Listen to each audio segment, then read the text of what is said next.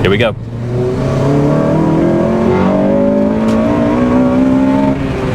Yes!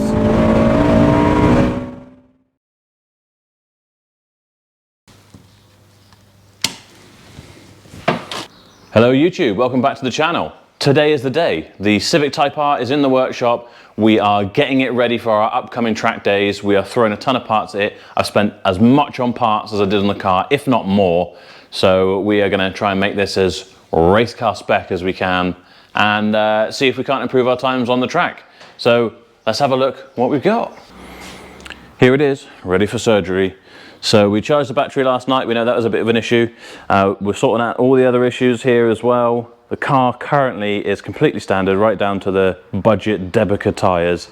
So today it is going under the knife and having a Direnza cold air induction kit, M-Tech drilled and grooved discs with Mintex pads, Pro Sport springs, which are going to lower it by 45 millimeters. We've got a set of harnesses. Of course, these seats standard will accept harnesses, so that is a real bonus. We've got the clutch, we've got a blueprint clutch going in there with all the gear oil and everything changed for that. And we've got some Uniroyal Rain Sport 5 tyres, which should give us a load more grip than these budgets. On top of that, we're going to do loads of little extras. We are going to strip out the rear interior, make it a bit more lightweight. We've got a few little extras like towing strap, gear knob gaiter, because this one is well and truly worn out. And we are going to send these wheels championship white. Probably even try and paint up the calipers, tidy this whole thing up. I think it's going to look amazing with the championship white wheels. In fact, I've already done the spare. Look at that. They are going to look awesome on there, especially once we get the livery done, which won't be today, but coming up in a future video, we're going to get some livery on there with our logos, etc, etc. I think this car is going to look awesome. So the guys are going to tear into it and we need to service it. And I think we'll probably even do an aircon recharge because a gentleman doesn't want to be perspiring when he's in his race car. So we're going to sort that out as well. And I think there's nothing left but a hit a montage.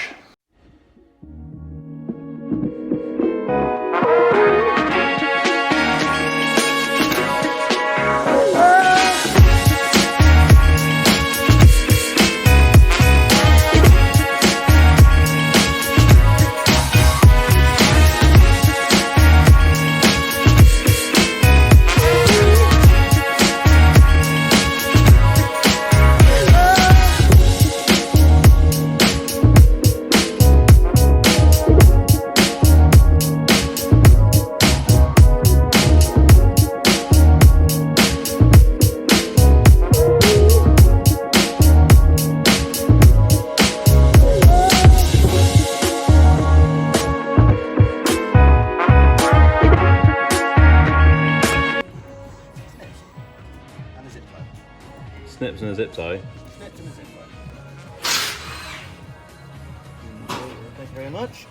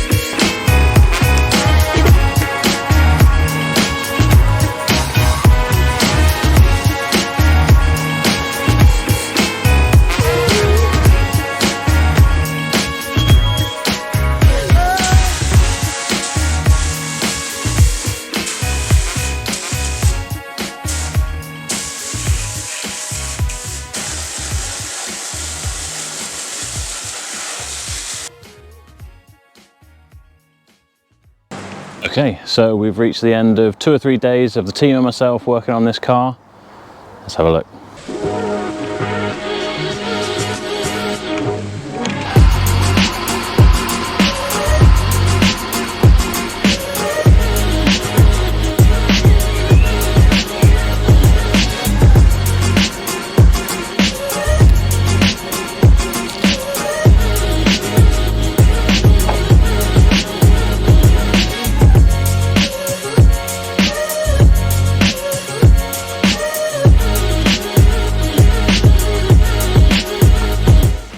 Okay, let's have a quick look at this and have a talk about everything we've done. So, we've got the Honda Championship white alloy wheels that we've painted up. They look awesome. Even did the center caps. Then we got Uniroyal Rain Sport 5 tyres on there to give us a bit better grip, especially if it's raining, which is meant to for the next week or so. Mintex drilled and grooved discs. These are like a black finish, which will obviously wear off as we use them. Mintex pads, and even got the calipers painted in lemon yellow, which I think looks fresh as hell, and it's going to go with the colour scheme for the livery. Obviously everything's been lowered by 45mm with the Pro Sport springs. I don't suppose I can show you those from here, but the whole car, the stance is looking a lot better, and hopefully this is going to handle a lot better. Inside it's had a really good clean, so no more mould. In fact, during the works on this I did take a day off ill. I wouldn't be surprised if it was due to all the mould that was in this car. So everything's cleaned up, and we've even got our nice red Alcantara gear knob gator, which I think looks great. The rear interior is being ripped out. That is going to save us a fair amount of weight and hopefully improve the handling. I think at a later date we will get a strut brace in here. Under the bonnet we've just given everything a good clean up, so it's all looking a bit tidier and degreased, even given the rocker cover a bit of paint. And we've got this Direnza induction kit in here. Still got the same crappy old battery. I was hoping I could save that with a charger, but it just wants to keep dying, so we're gonna have to get a new one of those, I think. We even got a new alternator belt, and of course we've got a new blueprint clutch in there. We have also done one wheel bearing on this, and we've got one more to do before our track day, which is Monday. This is the Saturday, so in about 3 days time. If you are in need of a jump pack, I highly recommend these Noco GB40s. It's cheaper than most of the lead acid jump packs anyway, and they definitely seem to do the job better and seems to last longer. All right, here we go. First drive since the modifications. There are a few things that jump out at me straight away. Mainly warning lights. We've got ABS lights, and an engine management light has now come on. ABS, we've had the seats out, we've taken seat buckles and things like that. Possibly something to do with the brakes. That's fine, the guys will sort that in the workshop. Engine management, probably something to do with a sensor to do with the induction kit that we've fitted. So fingers crossed, at least for this quick test drive, it will drive normally. The next thing that is very apparent is the clutch. It's still actually quite a light clutch, but there is far more feel to it now. It is not an on-off switch like it was before, so that is going to certainly make it easier to kind of feather in gears and pulling away, things like that, because I must have stalled this car 100 times in the last week.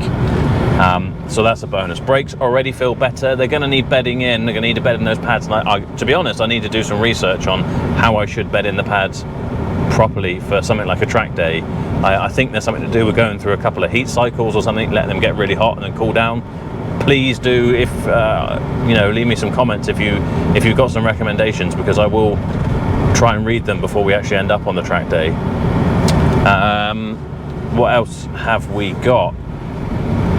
Disappointingly, I did recharge the aircon and it was working beautifully, but now I'm putting it on and it's not really. So to be fair, when we filled it up, although it passed the pressure test, it didn't have any gas in there. So I wonder if we probably got a leak. So that's a bit disappointing. I'm not going to be able to sort that before the track day in a few days. So I might sweat. Handling wise, it definitely feels a lot more direct it feels lighter. Steering definitely feels really good. It feels really light on the back, and we've taken the interior out in the back, obviously, and that is a heavy interior, but I am surprised at how much that's made it feel like it almost really wants to oversteer right away. But that could just be me getting used to it. It's almost certainly down to the lowering springs that we've put on. It's probably just kind of maybe done a shift in balance of weight, and when we actually get full chat on the track, then we'll really find out how it's handling. Obviously, we've given it a good clean out in here, so it's looking much better. It's certainly a bit noisier on the back because now you hear every stone and bump that you go over because there's no insulation whatsoever. Oh, now we got low fuel warning as well. Other than that, I haven't actually put my foot down yet to see what difference the induction kit has made. I'm pretty sure there's going to be an audible difference.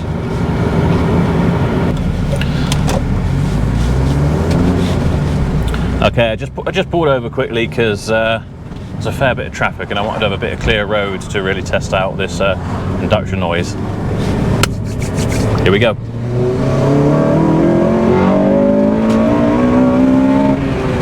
Yes! Oh my god!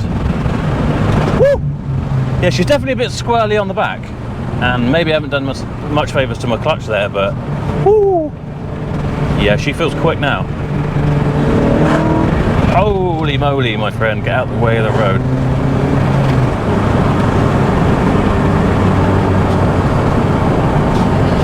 Ford Ranger coming around the corner at 60 miles an hour on your side of the road is not really what you want.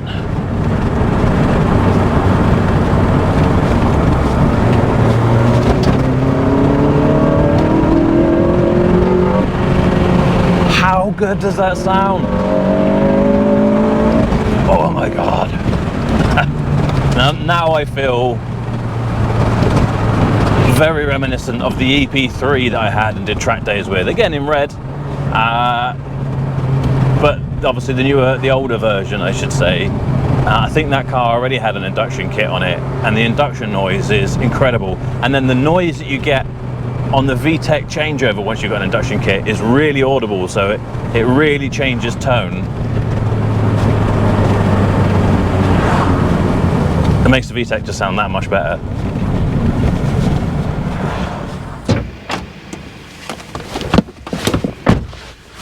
Okay.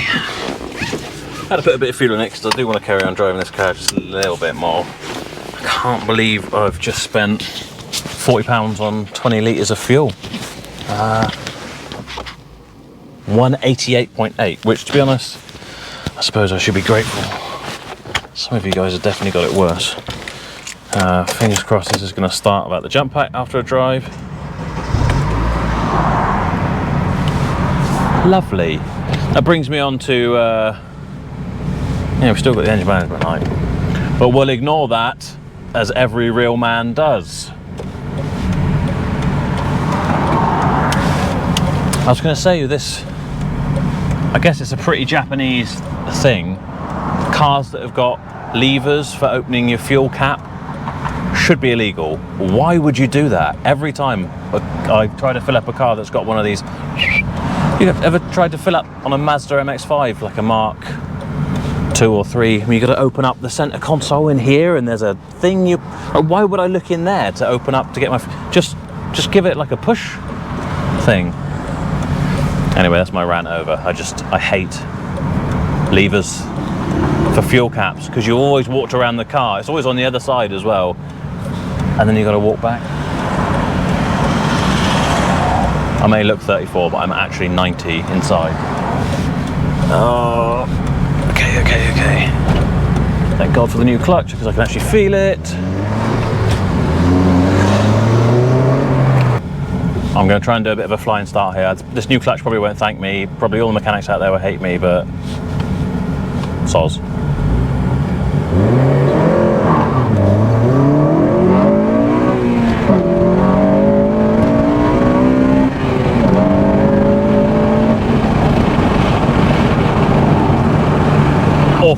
awful start off the line, but I'm trying to have a bit of mechanical sympathy and not completely destroy this clutch or do something to it that I shouldn't as soon as we've just put it in. It feels good though. It does feel really...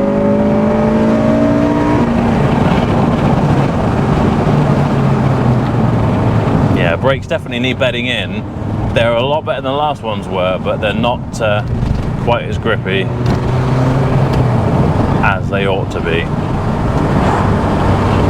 So what else can I say? Obviously we haven't got everything done that I kind of hoped we would, as these things always take longer than you expect, so we're still using the normal seat belts, harnesses. I think I'll try and get on before the next track day.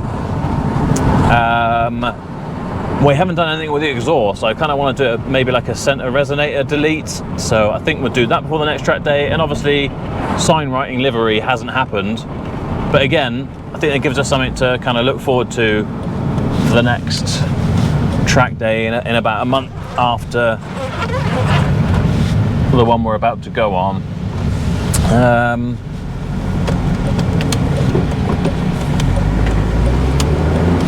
Yeah, my only concern is how light it feels on the back. It feels a bit sort of skittish. But some of you more experienced track driver, racer people, maybe able to tell me. To be fair, this is I probably you know, I've just kind of just chucked this together and come out just so I can get a video done before the weekend, before we go away on the Tuesday. I haven't really checked the tyre pressures. I think when I was doing the tyres, I did them all to about 40 psi. Maybe they should be, well, almost certainly they should be less. So that might not be helping. I don't know if it feels a bit better now with some fuel in it.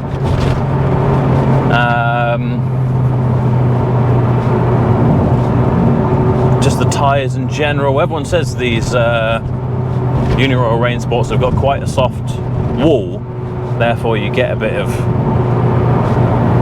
I guess, roll, like corner roll as you corner. So maybe that's what I'm getting used to. Maybe even the budget tyres were a bit more solid that way. I don't know, but it's going to be interesting to find out when we're on the track.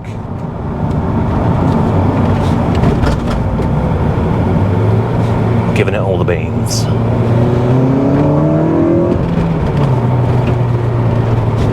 Sounds so good.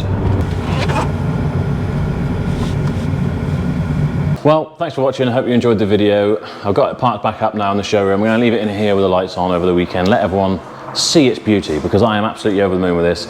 I really appreciate all the support. The previous video, not a lot for some people, but I think at this stage, 4 days in, it's 1,700 views and 50 likes, which to me is incredible. I don't think anyone's going to watch this. So I hope as many people get to see this and enjoy it.